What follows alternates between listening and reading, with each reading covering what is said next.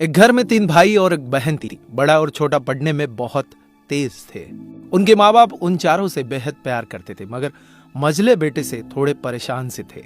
बड़ा बेटा पढ़ लिख कर डॉक्टर बन गया, छोटा भी पढ़ लिख कर इंजीनियर बन गया, मगर मझला बिल्कुल आवारा और गवार बन के ही रह गया। सबकी शादी हो गई। बहन और मझले को छोड़ दोनों भाइयों ने लव मैरिज की थी। बहन की शादी भी अच्छे घराने में हुई थी। आखिर भाई सब डॉक्टर इंजीनियर जो थे। अब मझले को कोई लड़की नहीं मिल रही थी। पिताजी भी बहुत परेशान थे और माँ भी। बहन जब भी मायके आती थी सबसे पहले छोटे भाई और बड़े भैया से मिलती थी, मगर मझले से कम ही मिलती थी, क्योंकि वह न तो कुछ दे सकता था न घर पे जल्दी मिल सकता था। वैसे वह दिहाड़ी मजदूरी करता था, पढ़ नहीं सका था तो यही काम था। मझले की शादी किए बिना पिताजी गुजर गए। माँ ने सोचा कहीं अब बंटवारे की बात न निकले, इसलिए अपने ही गांव से एक सीधी सादी लड़की से मझले की शादी करवा दी। शादी होते ही न जाने क्या हुआ कि मझला बड़े लगन से काम करने लगा। दोस्तों ने कहा, ए चंदू आज अड्डे पे आना। चंदू बोला, आज नहीं, फिर कभी। अरे तू शादी के बाद तो जैसे बीवी का गुलाम ही हो गया है। अरे ऐसी बात नहीं है, कल मैं अकेला एक पेट था तो अपनी रोटी अपने हिस्से से कमा लेता था, लेकिन अभी बात कुछ अलग है, क्योंकि अब 2 पेट है, कल और होगा। घर वाले नालायक कहते थे, चलता था, मगर मेरी पत्नी मुझे कभी नालायक कहे तो मेरी मर्दानगी पर एक बद्दी गाली है, क्योंकि एक पत्नी के लिए उसका पति उसका घमंड, इज्जत और उम्मीद होता है। उसके घर वालों ने भी तो मुझ पर भरोसा करके ही अपनी बेटी दी होगी, फिर उनका भरोसा मैं कैसे तोड़ सकता हूँ। कॉलेज में नौकरी की डिग्री मिलती है और ऐसे संस्कार माँ से मिलते हैं। इधर घर पे बड़ा और छोटा भाई और उनकी पत्नियां मिलकर आपस में फैसला करते हैं कि जायदाद का बंटवारा हो जाए, क्योंकि हम दोनों लाखों कमाते हैं मगर मझला ना के बराबर कमाता है। ऐसा नहीं होगा।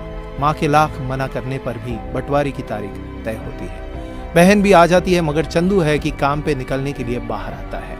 उसके दोनों भाई उसको पकड़कर भीतर लाकर बोलते हैं कि आज तो रुक जा, बंटवारा कर ही लेते हैं। वकील कहता है ऐसा नहीं होता, साइन करना पड़ता है। चंदू अपने भाइयों से कहता है कि तुम लोग बंटवारा करो, मेरे हिस्से में जो हो दे देना, मैं शाम को आकर अपना बड़ा सा अंगूठा चिपका दूंगा पेपर पर। बहन बोली, अरे बेवकूफ, तू गवार का गवार ही रहेगा। तेरी किस्मत अच्छी है कि तुझे अच्छे भाई और बहन मिले हैं। फिर माँ बोली, अरे चंदू आज रुक जा, बंटवारे में कुल 10 बीघा जमीन में से 2 भाई 5-5 रख लेते हैं और चंदू के लिए पुश्तैनी घर छोड़ देते हैं। तभी चंदू जोर से चिल्लाता है, अरे फिर हमारी छुटकी का हिस्सा कौन सा है? दोनों भाई हंसकर बोलते हैं, अरे मूर्ख, बंटवारा भाइयों में होता है, बहनों के हिस्से में सिर्फ उसका मायका ही है। चंदू कहता है, ओह, शायद पढ़ा लिखा न होने में ही मूर्खता है। ठीक है, आप दोनों ऐसा करो, मेरे हिस्से की वसीयत मेरे बहन छुटकी के नाम कर देना। दोनों भाई चकित होकर बोलते हैं, और तू? चंदू माँ की ओर देखकर मुस्कुराते हुए बोलता है, मेरे हिस्से में माँ है ना, उसको मैं संभाल लूंगा। फिर अपनी बीवी की ओर देखकर बोलता है मुस्कुरा के, क्यों चांदनी जी, क्या मैंने गलत कहा? चांदनी अपनी सास से लिपट कर कहती है, इससे बड़ी वसीयत क्या होगी मेरे लिए कि मुझे माँ जैसी सासू मिली और बाप जैसा ख्याल रखने वाला पति।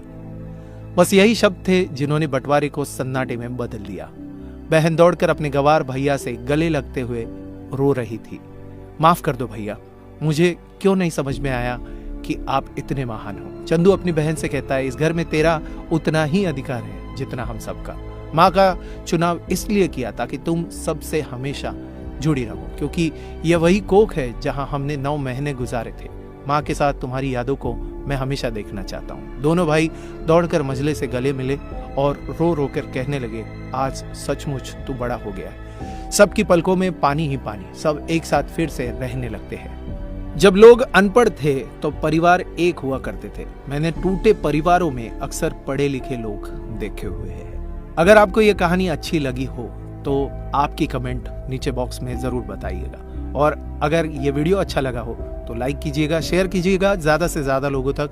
ऐसे इंस्पिरेशनल वीडियोस के लिए सब्सक्राइब कीजिएगा हमारे YouTube चैनल और फॉलो करें हमारे Facebook पेज को।